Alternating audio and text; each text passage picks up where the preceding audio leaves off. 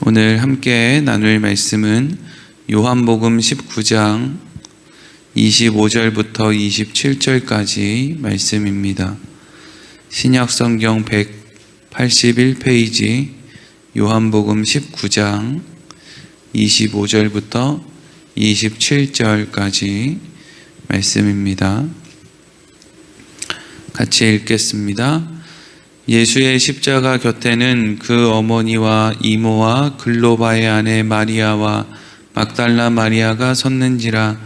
예수께서 자기의 어머니와 사랑하시는 제자가 곁에 서 있는 것을 보시고 자기 어머니께 말씀하시되 여자여 보소서 아들이니이다 하시고 또 그 제자에게 이르시되 보라 내 어머니라 하신대 그때부터 그 제자가 자기 집에 모시니라. 아멘. 오늘은 여자여 보소서 하는 제목으로 말씀을 나누도록 하겠습니다. 오늘은 함께 말씀을 통해서 예수님께서 공생의 기간을 사시는 동안에 예수님의 그 육신의 가족들을 어떻게 대하셨는지, 그리고 왜 그렇게 대할 수밖에 없었는지에 대해서 함께 생각해 보도록 하겠습니다. 오늘 본문 말씀에 앞서 예수님께서 예수님의 가족들을 대하셨던 모습이 마태, 마가, 누가, 요한복음 여기저기에 잘 기록되어 있습니다. 요한복음 2장에 보면 우리가 잘 알고 있는 가나의 혼인잔치, 예수님께서 물을 포도주로 만드는 그러한 내용의 말씀이 기록되어 있는데, 이때 예수님과 예수님의 어머니였던 마리아와의 대화가 이러한 식으로 기록되어 있습니다. 제가 요한복음 2장 1절에서 5절까지 말씀을 읽도록 하겠습니다. 사흘째 되던 날 갈릴리 가나에 혼례가 있어 예수의 어머니도 거기 계시고 예수와 그 제자들도 혼례의 청함을 받았더니 포도주가 떨어진지라. 예수의 어머니가 예수에게 이르되 저들에게 포도주가 없다 하니 예수께서 이르시되 여자여 나와 무슨 상관이 있나이까? 내 때가 아직 이르지 아니하였나이다. 그의 어머니가 하인들에게 이르되 너희에게 무슨 말씀을 하시든지 그대로 하라 하니라. 아멘. 예수님께서 오늘 방금 읽었던 요한복음 2장 말씀을 보면 제자들과 함께 있었다라고 기록되어 있습니다. 그리고 제자들과 함께 가나의 혼인잔치에 참여했다라고 이 말이 시작되고 있죠. 혼인잔치에 쓸 포도주가 떨어져 버렸습니다. 많은 사람들이, 생각지도 못한 사람들이 그 잔치에 참여한 것으로 보입니다. 그리고 그렇게 예상치도 못했던 많은 사람 가운데에는 생각지도 못하게 예수님을 따라 혼인잔치에 참여한 예수님의 제자들도 분명히 한 몫을 했을 거라고 생각할 수 있습니다. 포도주가 떨어지자 예수님의 어머니였던 마리아가 예수님에게 이야기하죠. 지금 혼인잔치에 포도주가 떨어졌다. 그러니까 네가 어떻게 좀 해라. 아마 마리아는 예수님에게 어떤 능력이 있다라는 것을 삶을 통해서 알 수 있는 기회가 있었던 것으로 보입니다. 그런데 예수님께서는 마리아의 말을 듣고 뭐라고 합니까? 여자여 나와 무슨 상관이 있습니까? 라고 대답을 합니다. 여기에서 여자여 나와 무슨 상관이 있습니까? 라고 한 말은 이 잔치에 대해서 내가 무슨 상관이 있습니까? 난 손님입니다. 이런 의미가 아니라 이렇게만 들어도 그렇게 나쁘게 들리지는 않는데, 사실 예수님이 하신 이 말씀의 의미는 여자여 당신이 나랑 무슨 상관인데 이런 명령을 나한테 하십니까? 라는 의미입니다. 그러니까 생각하기에 따라서는 매우 이제 한국 사람들의 관점으로 봤을 때는 이런 어머니한테 이렇게 얘기할 수 있나 싶은 그런 말이죠. 그런데 예수님께서 이렇게 마리아에게 말씀하신 이유가 있습니다. 그것은 이미 예수님과 제자들이 함께 있는 것으로 볼 때 예수님은 세례 요한의 세례도 받고 광야에서의 시험도 이제 다 이기신 이후에 제자들을 또 따로 부르시고 그 이후에 제자들과 함께 가나의 혼인잔치에 참여한 것으로 보인단 말이죠. 그러니까 지금 예수님은 메시아로서의 공적 생애를 시작하신 거예요. 메시아로서의 공적 생애, 공생애라고 불리는 기간이 왜 중요하다고 했습니까? 그게 저와 여러분들을 대신 사는 거기 때문에 그러는 거예요. 그러니까 예수님의 공생애는 예수님 뭐 특별한 삶을 3년 동안 사셨네, 이래서 중요한 게 아니라 예수님이 구원할 사람들을 대신해서 이 땅에서 율법을 완전히 지키시는 그 일을 대신해서 사신 게 그 공생의 기간이었단 말이죠. 그러니까 마리아의 요청에 대해서 예수님께서는 이렇게 얘기하시는 거예요. 나는 지금 당신 개인 한 사람을 위해서 살아야 되는, 당신의 아들로서의 삶을 사는 기간이 아니라 하나님께서 나에게 보내주신 자들을 위해서 살아야 되는데, 지금 나한테 당신 개인을 위해서, 당신 개인의 유익을 위해서 요거해라 저거해라 하는 것은 지금 하나도 유익하지 않습니다.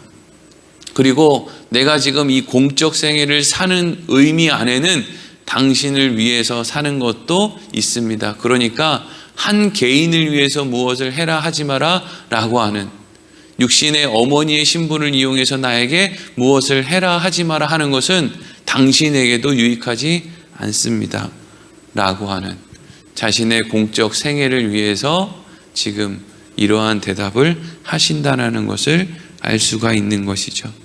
그리고 또 마태복음 12장 47절에서 50절까지 말씀을 보면 무리들에게 말씀을 전하고 있었던 예수님을 찾았던 형제들과 또 어머니 마리아에 대해서 예수님께서 이렇게 말씀하시는 장면이 기록되어 있습니다. 제가 읽어보겠습니다. 한 사람이 예수께 여짜오되 보소서 당신의 어머니와 동생들이 당신께 말하려고 밖에 서 있나이다 하니, 말하던 사람에게 대답하여 이르되 누가 내 어머니이며 내 동생들이냐 하시고 손을 내밀어 제자들을 가리켜 이르시되 내 어머니와 나의 동생들을 보라. 누구든지 하늘에 계신 내 아버지의 뜻대로 하는 자가 내 형제요 내 자매요 어머니이니라 하시더라. 아멘.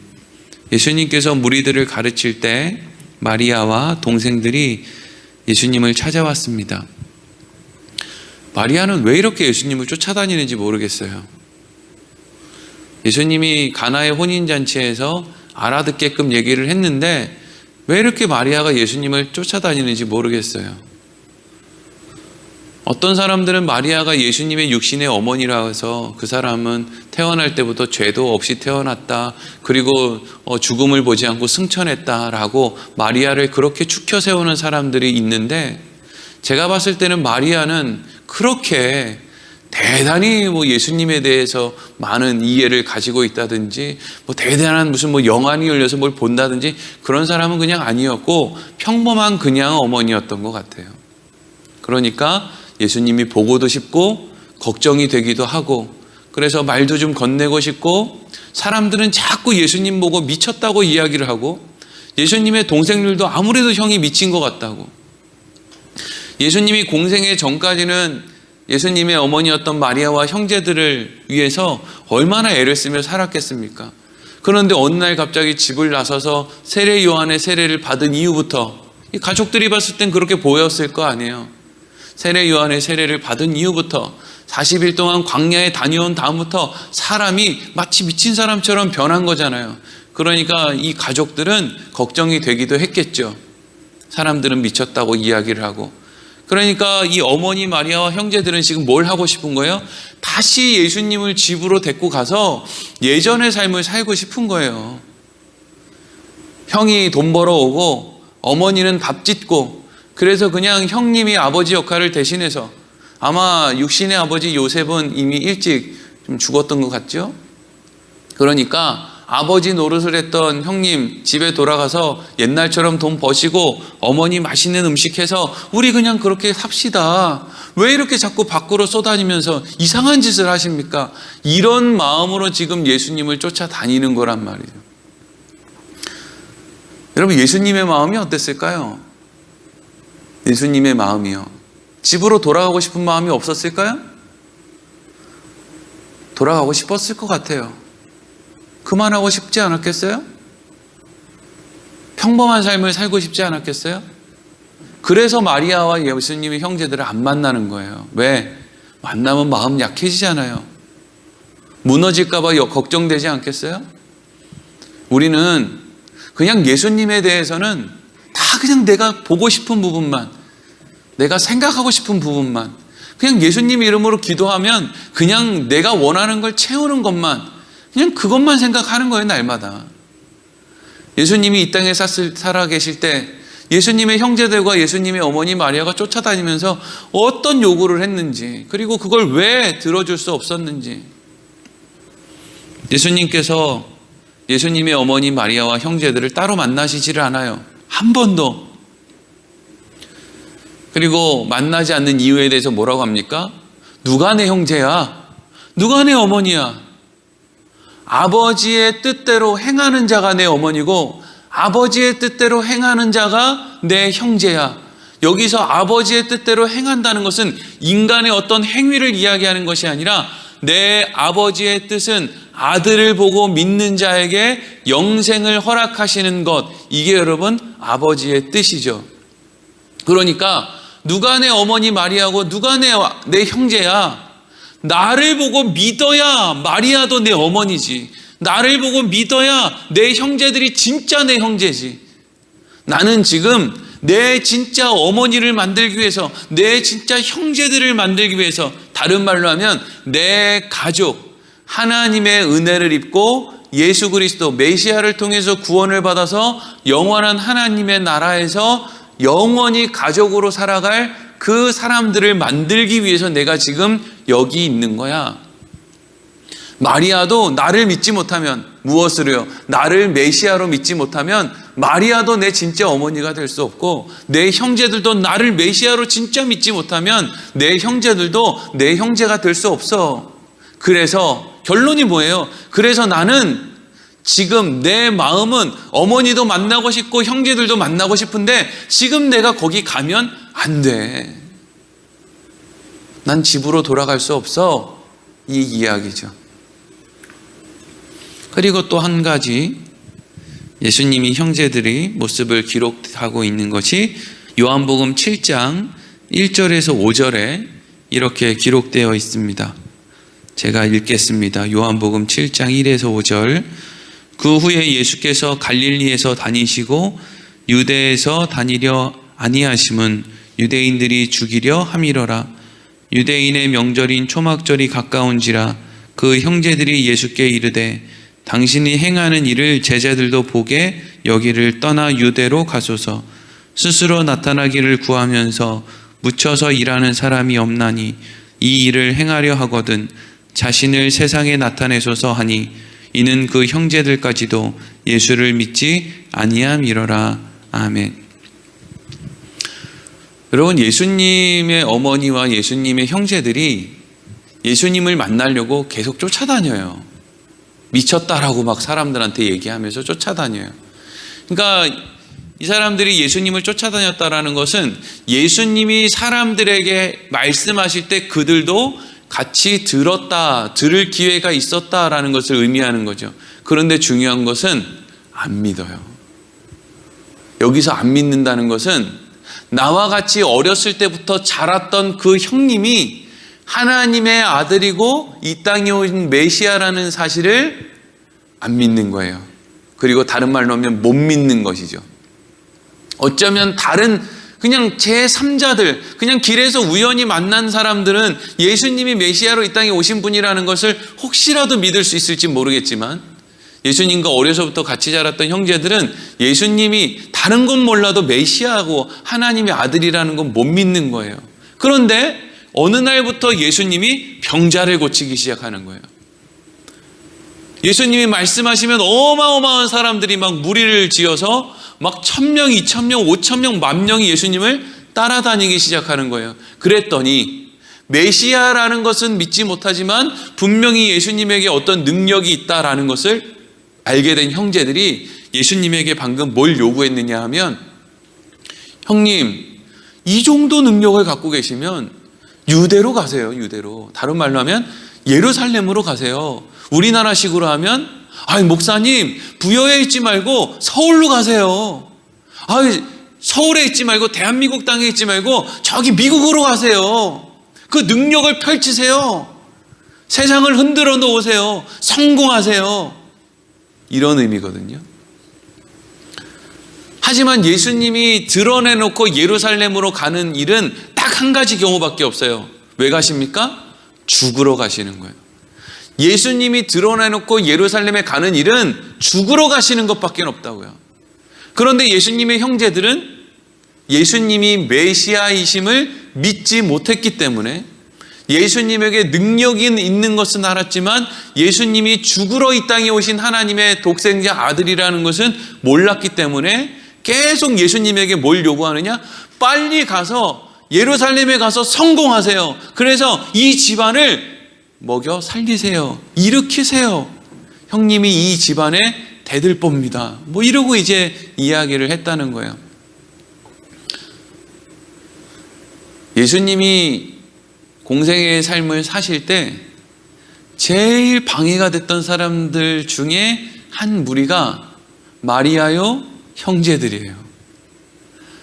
어쩌면 이렇게 인내를 가지고 끝까지 쫓아다니는지 모르겠어요. 그러니까 자꾸 쫓아다니니까 예수님은 마음이 약해지니까 자꾸 밀어내야 되고, 시간이 지날수록 예수님의 인기를 힘입어서 이 예수님의 동생들은 자꾸 형님 성공해서 우리들 뒤로 좀 봐달라고 이야기를 하고, 또 그걸 또 모른 척 해야 되고. 예수님이 공생의 삶을 사신 것만이 아니에요. 예수님의 여러 가지 인간관계 속에서 그걸 밀어내는 삶도 사셨다고요. 여러분, 이 땅을 우리가 사는데 주의 일만 하며 살았으면 좋겠다. 여러분, 그러고 사는 사람 없어요. 주의 일만 하며 사는 사람이 어디 있습니까? 그리고 도대체 주의 일이라는 게 뭡니까? 우리에게 있어서 하나님의 일이라는 것은 우리에게 주어진 삶의 모든 것들을 살아내는 거예요. 여러분, 선교사라고 해서 선교만 합니까? 아니에요. 진짜 전쟁은 밖에 나가서 선교사로서 살고 나서 집에 들어온 다음부터 시작되는 거예요. 그 가정에 늘 있는 궁핍, 자녀들의 요구, 그러한 일들 가운데서도 열심히 싸워내는 거예요. 예수님이 공적 생애를 사시기 위해서 예수님의 가족들과 싸우는 거예요. 치고받고 싸우는 것이 아니라 마음이 약해지지 않기 위해서 싸우는 것이죠. 그리고 또 그 어머니를 위해서, 형제들을 위해서 또 마음 한켠으로는 그들을 배려하는 마음으로 사는 거예요. 그래서 오늘 본문의 말씀이 이렇게 등장을 하는 거예요. 오늘 요한복음 19장 25절에서 27절을 다시 한번 같이 읽겠습니다. 시작. 예수의 십자가 곁에는 그 어머니와 이모와 글로바의 아내 마리아와 막달라 마리아가 섰는지라. 예수께서 자기의 어머니와 사랑하시는 제자가 곁에 서 있는 것을 보시고 자기 어머니께 말씀하시되 여자여 보소서 아들이니이다 하시고, 또 그 제자에게 이르시되 보라 내 어머니라 하신대. 그때부터 그 제자가 자기 집에 모시니라. 아멘. 예수님이 지금 십자가에 매 달렸어요. 그 앞에 예수님의 어머니와 이모와 또 다른 여인들이 서 있었어요. 그리고 거기에 요한이 있었어요. 예수님의 형제들은 어디 갔는지 안 보여요. 예수님이 원망스러웠을 거예요. 야, 대단한 능력을 갖고 있는 우리 형님, 나중에 예루살렘 가가지고 뭔가 하시겠지? 그리고 예루살렘에 입성할 때 막 사람들이 호산나 막 어쩌고 하니까 우와, 우리 형님 드디어 왕이 되시는구나. 근데 무기력하게 십자가에 매달리니까 예수님의 형제들은 지금 어디 갔는지 눈에 뵈지도 않아요. 예수님 어머니 덜렁 거기 있는 거예요. 그랬더니 예수님이 이제까지는 여자여 당신이 나와 무슨 상관이 있습니까? 나는 나의 공적 생애를 살아야 됩니다 라고 얘기하던 예수님이 그 순간만큼은 옆에 있는 요한에게 부탁을 하죠. 예수님의 부탁이에요, 이게. 십자가에서 옆에 있는 요한에게 부탁을 해요.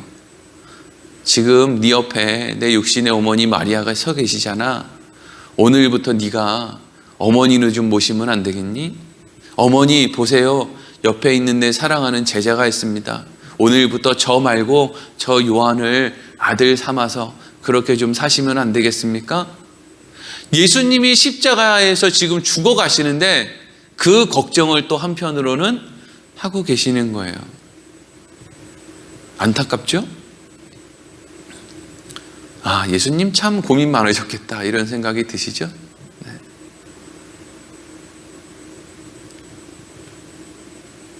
그러면 예수님께서는 왜 이렇게 사셨느냐? 왜 이렇게밖에 할 수가 없었느냐? 결론이 뭐예요? 나를 위해서라는 거죠. 이게 어떤 사람들은 성경 읽을 때 이런 예수님의 모습을 보면 막 비난하는 사람들이 있어요. 아, 어떻게 어머니와 마리아가 형제들이 자기를 찾아왔는데 누가 내 형제고 누가 내 어머니냐? 아버지의 뜻대로 행하는 자가 내 어머니요 내 형제다 라고 이야기를 하는 걸 보고 아유, 저런 후레 자식이 있나?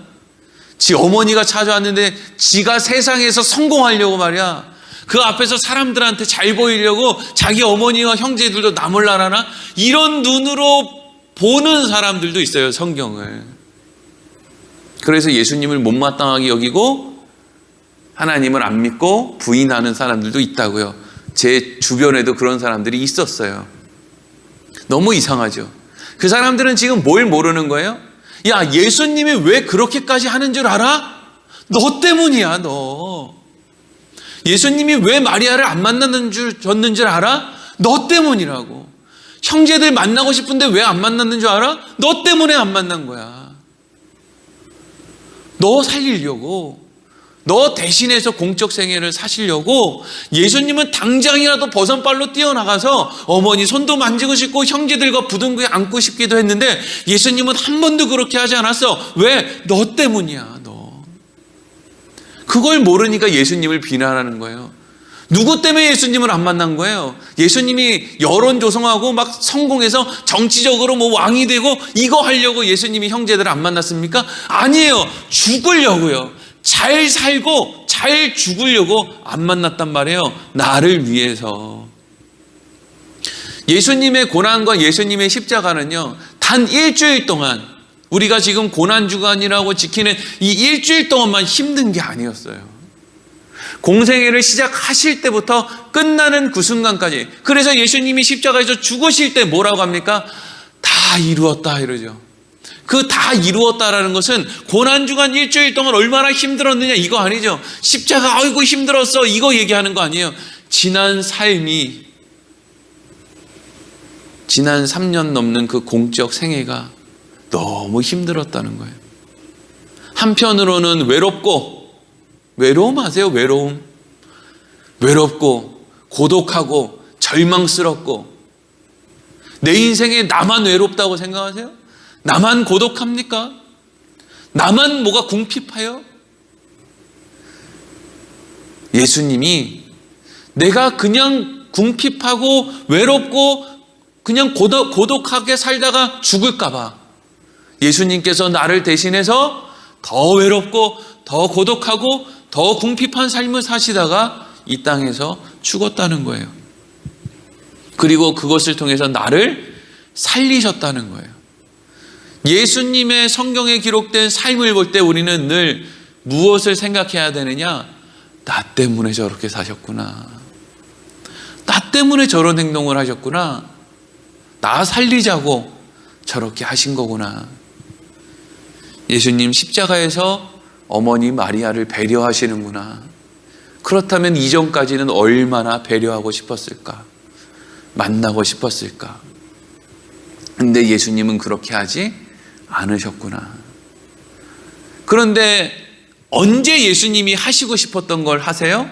부활하신 다음에 하시죠. 부활하신 다음에 예수님이 마리아도 찾아가고 특별히 예수님의 형제들을 찾아가서 내가 부활했어. 내 손을 봐, 내 옆구리를 봐. 그래서 예수님의 동생들이 초대교회에서 중요한 역할들을 하게 되죠. 예수님을 끝까지 미쳤다고 쫓아다녔던 예수님의 형제들이 초대교회에서의 사역을 어떻게 했을지 우리는 보지 않아도 알 수 있는 것이죠. 예수님의 동생 야고보가 초대교회의 지도자가 되지 않았으면 오늘날 우리가 알고 있는 그런 교계의 지도자와 같았으면 사도 바울은 존재할 수 없어요. 베드로가 예수님을 3번 부인하고 저주하고 맹세하는 그 과정을 거치지 않았으면, 예수님은 물론 속이 상하셨겠지만 그 과정을 거치지 않았으면 베드로로 인해서 사도 바울의 사역이 그렇게 펼쳐질 수가 없었다는 거예요. 예수님의 행동, 그리고 예수님을 대했던 사람들의 모든 그러한 과정들이 다 나를 통해서, 나를 위해서, 우리를 위해서, 교회를 위해서 하신 일이라는 것을 우리가 늘 기억하며, 하나님을 생각할 때마다 그 예수님을 통해서 나를 사랑하시는 하나님이심을 늘 기억하고 마음에 새기며 살아가는 인생들이 되기를 간절히 소망합니다. 기도하겠습니다.